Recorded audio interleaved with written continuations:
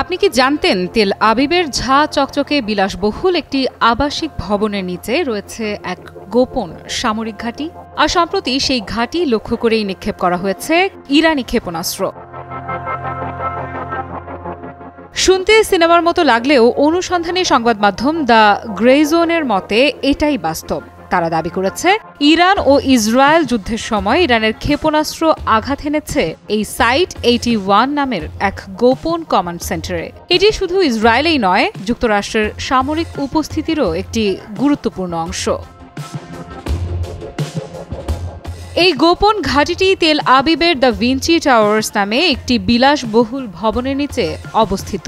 আপনি হয়তো ভাবছেন সামরিক ঘাঁটি আর আবাসিক ভবন একই জায়গায়। ঠিক তাই, এই ভবনের আশেপাশে রয়েছে স্কুল, খেলার মাঠ, এমনকি কমিউনিটি সেন্টার, অথচ নিচে চলছে সামরিক command operation. The grey zone দাবি করে এই সাইট 81 ঘাঁটি তৈরি হয়েছিল 2013 সালে যুক্তরাষ্ট্রের সেনা প্রকৌশলীদের তত্ত্বাবধানে। প্রায় 6000 বর্গমিটার জায়গা নিয়ে এটি তৈরি করা হয়েছে ইলেকট্রোম্যাগনেটিক হামলার বিরুদ্ধে সুরক্ষিত এক ভূগর্ভস্থ ঘাঁটি হিসেবে। সহজভাবে বললে এটা এমন এক জায়গা যেখান থেকে গোটা যুদ্ধ চালানো সম্ভব, বাইরের কোনো হামলা বা নজরদারির শঙ্কা ছাড়া। গত 13 জুন যখন তেল আবিবের বিভিন্ন এলাকায় ইরানি ক্ষেপণাস্ত্র আঘাত হানে, তখনই এই কমান্ড সেন্টারও সরাসরি ক্ষতিগ্রস্ত হয় বলে গ্রে জোনের দাবি। ইসরায়েলি কর্তৃপক্ষ দ্রুত সেই এলাকা ঘিরে ফেলে সাংবাদিকদের প্রবেশ নিষিদ্ধ করে। এমনকি ফক্স নিউজের নিজস্ব রিপোর্টার ট্রে ইয়ংস্টকেও পুলিশ ঘটনাস্থল থেকে সরিয়ে দেয়। কিন্তু কেন, তারা কোনো ব্যাখ্যা দেয়নি।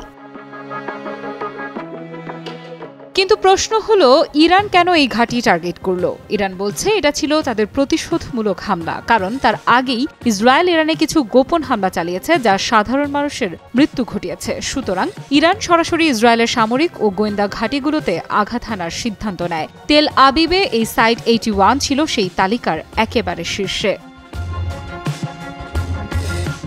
আরেকটি চাঞ্চল্যকর তথ্য হচ্ছে, এই গোপন ঘাঁটির অস্তিত্ব অনেক দিন ধরে ধামাচাপা দিয়ে রাখা হয়েছিল। দ্য গ্রে জোন জানিয়েছে গুগল ম্যাপে এই এলাকার ছবি ইচ্ছাকৃতভাবে ঝাপসা করে রাখা হয়েছে। স্ট্রিট ভিউ সুবিধাও বন্ধ, মানে আপনি চাইলে গুগলে ঘুরে দেখতে পারবেন না এই বিল্ডিং কেমন, আশেপাশে কি আছে। এটা শুধু নিরাপত্তা নয়, বরং সেন্সরশিপের স্পষ্ট ইঙ্গিত।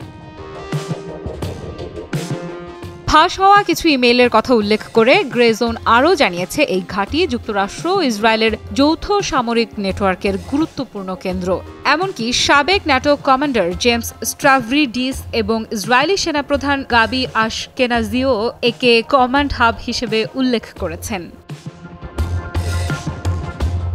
এই প্রকল্পের অর্থায়ন করেছে ইসরায়েল যুক্তরাষ্ট্রের বিভিন্ন প্রযুক্তি কোম্পানি, কিন্তু এই ঘাঁটি বসানো হয়েছে একেবারে বেসামরিক জনপদের মধ্যে, যার মাত্র 100 মিটার দূরেই রয়েছে শিশুদের খেলার মাঠ। অনেক বিশ্লেষক বলছেন এটি আসলে মানব ঢাল ব্যবহারের মতোই কাজ করছে।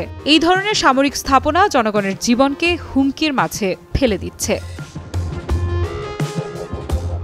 এমনকি ফ্রান্স 24 বলছে হামলার ঘটনার 2 সপ্তাহ পরেও ইসরায়েলি সেন্সরশিপের কারণে স্থানীয় সংবাদ মাধ্যম হারেটস তা প্রকাশ করতে পারেনি। অর্থাৎ সামাজিক যোগাযোগ মাধ্যমে তখনই ছড়িয়ে পড়ে দ্য ভিঞ্চি টাওয়ার্সে বিস্ফোরণের ছবি।